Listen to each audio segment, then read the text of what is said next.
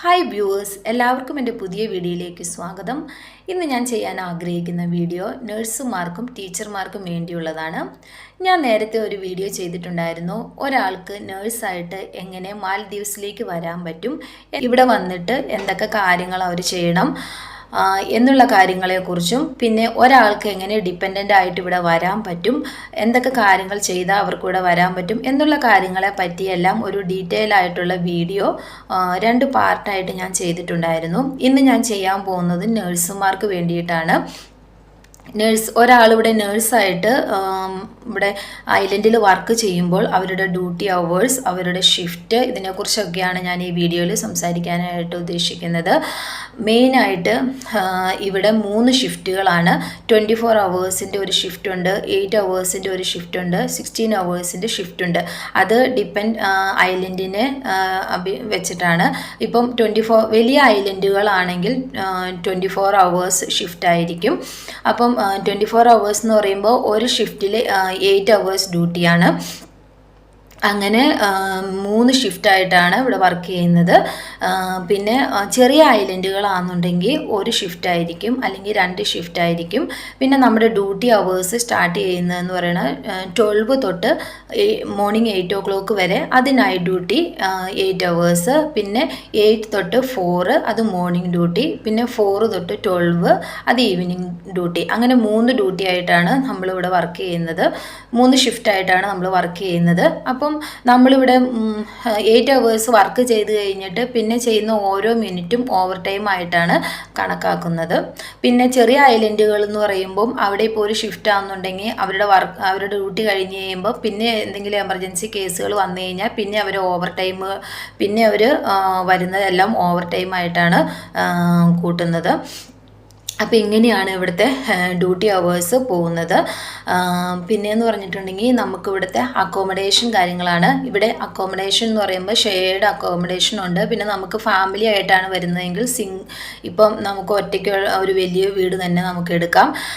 പിന്നെയെന്ന് പറഞ്ഞാൽ നമുക്ക് ഇവിടെ കൊടുക്കുന്ന അക്കോമഡേഷൻ്റെ റെൻറ്റ് എത്രയാണെന്ന് വെച്ചിട്ടുണ്ടെങ്കിൽ നമുക്ക് 10,000 രൂപയാണ് ഒരു മിനിമം നമ്മൾ കൊടുക്കുന്നത്. ഒരു വീടിന് നമ്മൾ കൊടുക്കുന്നത് 10,000 രൂപയാണ്. പിന്നെ അതിലും കൂടുതൽ കൊടുക്കുന്ന വീടുകളുണ്ട്. അത് ഓരോ വീടിൻ്റെ ഓണറിൻ്റെ അനുസരിച്ചിട്ടാണ്. എന്നാൽ ഒരു മിനിമം നമുക്കൊരു 10,000 രൂപയോളം ഇവിടെ റെൻ്റായിട്ട് തന്നെ നമുക്ക് പോകും. പിന്നെ നമ്മുടെ അക്കോമഡേഷൻ, ഫുഡിന് പോകും. പിന്നെ നമുക്കിവിടെ നെറ്റ് ചാർജ് ചെയ്യണം. പിന്നെ നമ്മുടെ കറണ്ട് ബില്ല്, ഇതെല്ലാം നമുക്ക് വരുന്ന സാലറിയിൽ നിന്ന് തന്നെയാണ് നമ്മൾ കൊടുക്കുന്നത്. ഇപ്പോൾ ഇവിടെ മാൽദീവ്സിൽ വരുന്ന ഒരു നേഴ്സിൻ്റെ ഒരു മിനിമം സാലറി എന്ന് പറയുന്നത് ഒരു 1 ലക്ഷം രൂപയാണ്. അപ്പോൾ ഈ 1 ലക്ഷം രൂപയിൽ നമുക്ക് കിട്ടുവാണെങ്കിൽ അതിൽ നിന്നാണ് ഈ പറയുന്ന എല്ലാ എക്സ്പെൻസും പോകുന്നത്. അത് കഴിഞ്ഞിട്ടുള്ള പൈസയാണ് നമുക്ക് സേവ് ചെയ്യാനായിട്ട് പറ്റത്തുള്ളൂ. പിന്നെ ഇവിടുത്തെ എന്ന് പറയുന്നത് MBR ആണ്. ഒരു 1 MBR എന്ന് പറയുന്നത് ഇന്ത്യൻ റുപ്പി 5.61 ആണ്. അപ്പം നമ്മൾ ഒരു MBRനെ നമ്മൾ ഇന്ത്യൻ റുപ്പി ആയിട്ട് കൺവേർട്ട് ചെയ്തിട്ടാണ് നമ്മൾ പൈസ നാട്ടിലേക്ക് അയക്കുന്നത്. നമ്മൾ പൈസ അയക്കുന്നത് മെയിനായിട്ട് SBI അക്കൗണ്ട് വഴിയാണ്. ഞാൻ നേരത്തെ പറഞ്ഞിട്ടുണ്ടായിരുന്നു, നമ്മൾ മാലിയിൽ വന്നു കഴിഞ്ഞ് കഴിയുമ്പോൾ നമ്മൾ മെഡിക്കൽ ചെയ്യണം. മെഡിക്കൽ ചെയ്യുന്നതിൻ്റെ കൂട്ടത്തിൽ തന്നെ നമ്മൾ ഒരു SBIയുടെ അക്കൗണ്ട് ഓപ്പൺ ചെയ്യുന്നുണ്ട്. കാരണം നമ്മൾ റെമിറ്റൻസ് മണി അയക്കുന്നത് ഈ SBI വഴിയാണ്. പിന്നെ നമ്മൾ വേറൊരു അക്കൗണ്ടും കൂടി നമുക്ക് ഇവിടെ വന്നു കഴിഞ്ഞ് ജോലി ചെയ്യുമ്പോൾ നമുക്ക് എടുക്കാവുന്നതാണ്. ബാങ്ക് ഓഫ് മാൽദീവ്സ്, അത് ഇവിടുത്തെ ബാങ്കാണ്. അപ്പോൾ അതിലും ഒരു അക്കൗണ്ട് എടുത്തു കഴിഞ്ഞാൽ നമുക്ക് ഈസി ആയിട്ട് ഇവിടുത്തെ ട്രാൻസാക്ഷൻ കാര്യങ്ങളൊക്കെ ചെയ്യാനായിട്ട് പറ്റും. പിന്നെ നമുക്ക് SBIയുടെ ഒരു അക്കൗണ്ട് ഓപ്പൺ ചെയ്യുന്നതിന് എന്തൊക്കെ കാര്യങ്ങൾ വേണമെന്ന് ഞാൻ പറയാം. നമ്മുടെ വർക്ക് പെർമിറ്റ് വേണം, നമ്മുടെ പാസ്പോർട്ടിൻ്റെ കോപ്പി വേണം, പിന്നെ എംപ്ലോയർ റെഫറൻസ് ലെറ്റർ വേണം, പിന്നെ അക്കൗണ്ട് ഓപ്പണിംഗ് ഫോം. ഇങ്ങനെ 4 കാര്യങ്ങളാണ് ഒരു SBIയിൽ നമുക്ക് അക്കൗണ്ട് ഓപ്പൺ ചെയ്യാനായിട്ട് വേണ്ടത്. അപ്പോൾ ഞാൻ പറഞ്ഞ ഇത്രയും കാര്യങ്ങൾ നിങ്ങൾക്ക് മനസ്സിലായെന്ന് ഞാൻ വിചാരിക്കുന്നു. പിന്നെ നമ്മളിവിടെ വർക്ക് ചെയ്യുന്ന സമയത്ത് നമ്മുടെ ഹെൽത്ത് സെൻറ്ററിൽ ഒരു പേഷ്യൻറ്റിൻ്റെ കണ്ടീഷൻ പെട്ടെന്ന് ബാഡായെങ്കിൽ നമുക്കിവിടെ കൊടുക്കാൻ പറ്റുന്ന ട്രീറ്റ്മെൻറ്റിന് ഒരു പരിധിയുണ്ട്. അത് കഴിഞ്ഞ് നമുക്ക് പറ്റാത്തൊരു സിറ്റുവേഷൻ വരുമ്പോൾ നമ്മൾ പെട്ടെന്ന് പെട്ടെന്ന് എമർജൻസി ആയിട്ട് ഹോസ്പിറ്റലുകളുള്ള ഐലൻഡുകളിലേക്ക് നമ്മൾ പെട്ടെന്ന് പേഷ്യൻറ്റിനെ നമ്മൾ ഷിഫ്റ്റ് ചെയ്യും. പിന്നെ അവിടെയും പറ്റാത്തൊരു സിറ്റുവേഷൻ വന്നു കഴിഞ്ഞാൽ മാത്രമാണ് നമ്മൾ മാലി എന്ന മെയിൻ സിറ്റിയിലേക്ക് നമ്മൾ പേഷ്യൻറ്റിനെ ഷിഫ്റ്റ് ചെയ്യുന്നത്. അങ്ങനെ നമ്മൾ പേഷ്യൻറ്റിനെ ഷിഫ്റ്റ് ചെയ്യുന്നത് മെയിനായിട്ട് എയർ ആംബുലൻസ്, സീ ആംബുലൻസ്, പിന്നെ ഹെലികോപ്റ്റർ, ഈ 3 രീതിയിലാണ് നമ്മൾ ഇവിടുന്ന് പേഷ്യൻറ്റിനെ ഷിഫ്റ്റ് ചെയ്യുന്നത്. അങ്ങനെ ഷിഫ്റ്റ് ചെയ്യുന്ന സമയത്ത് ഒരു സ്റ്റാഫും പേഷ്യൻറ്റിൻ്റെ റിലേറ്റീവ്സും കൂടെ പോകേണ്ടതായിട്ടുണ്ട്. നമ്മൾ പോയി പേഷ്യൻറ്റിൻ്റെ ഹാൻഡ് ഓവർ കാര്യങ്ങളെല്ലാം പോയി കൊടുത്തു കഴിഞ്ഞിട്ട് നമുക്ക് ഹോട്ടലിൽ സ്റ്റേ ചെയ്യാവുന്നതാണ്. അപ്പം ഇത്രയും കാര്യങ്ങളാണ് ഒരു നേഴ്സായിട്ട് ഒരാളോട് വന്നു കഴിഞ്ഞാൽ അയാൾ ഫേസ് ചെയ്യുന്നതും പിന്നെ അയാൾക്ക് ഇത്രയും കാര്യങ്ങളാണ് ഇവിടെ നടക്കുന്നത്. അപ്പം ഞാൻ ഇത്രയും പറഞ്ഞ കാര്യങ്ങളെല്ലാം നിങ്ങൾക്ക് മനസ്സിലായി എന്ന് ഞാൻ വിചാരിക്കുന്നു.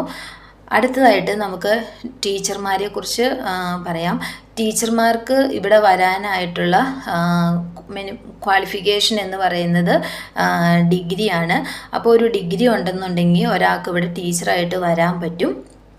പിന്നെ BEd ഉണ്ടെന്നുണ്ടെങ്കിൽ അവർക്കൊരു എക്സ്ട്രാ ക്വാളിഫിക്കേഷനാണ് BEd. അപ്പം BEd ഉണ്ടെങ്കിൽ അവർക്ക് എക്സ്ട്രാ അലവൻസ് ഉണ്ട്.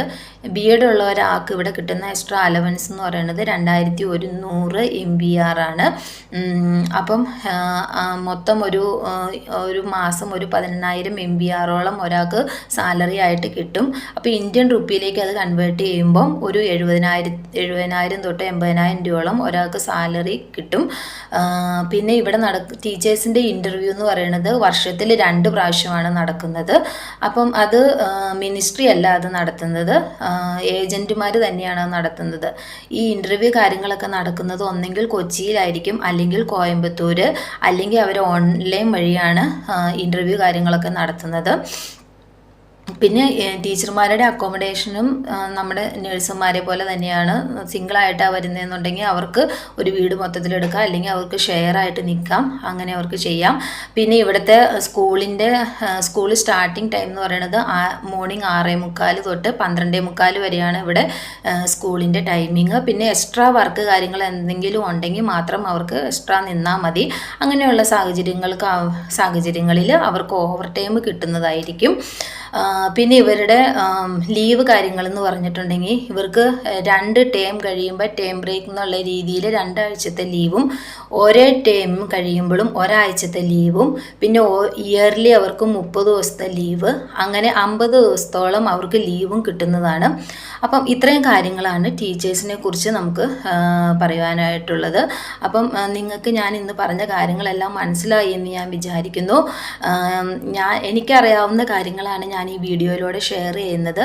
ഞാൻ എന്തെങ്കിലും കാര്യങ്ങൾ വിട്ടുപോയിട്ടുണ്ടെങ്കിൽ നിങ്ങളത് കമൻ്റായിട്ട് ഇവിടെ പറയാവുന്നതാണ്. കാരണം ഒരു നേഴ്സായിട്ടോ ഒരു ടീച്ചറായിട്ടോ വരാൻ ആഗ്രഹിക്കുന്ന ആളുകൾക്ക് നമ്മുടെ ഈ വീഡിയോ വളരെ ഉപകാരപ്രദമാവട്ടെ എന്ന് ഞാൻ വിചാരിക്കുന്നു.